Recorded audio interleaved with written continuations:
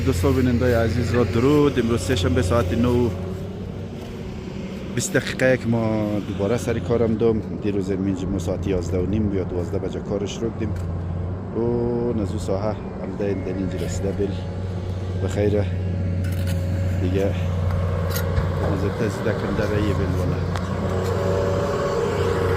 ماشالله خوب کار مونه، کار خوب پیش مره. این طرف خیلی خوب راحت منتها کاری که است در پشت کوتاه دیگه زورش از اینجا برای گردنی خدا برون از گردنی به اون طرف کارش کم سخت است.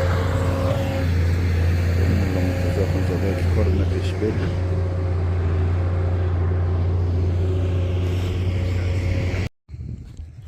دوستا و بیننده عزیز سلام و صبح همگی شما بخیر. امیدوارم همگی شما در هر گوشه دنیا که هستین صحت و سلامت و عافیت باشین.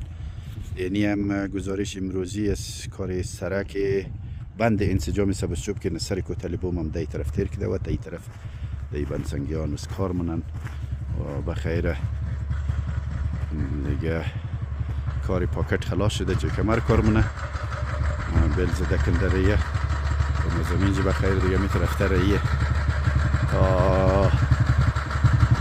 تا اونجا برسنن دیگه تا اون قسمت داره خیلی بنده نظره.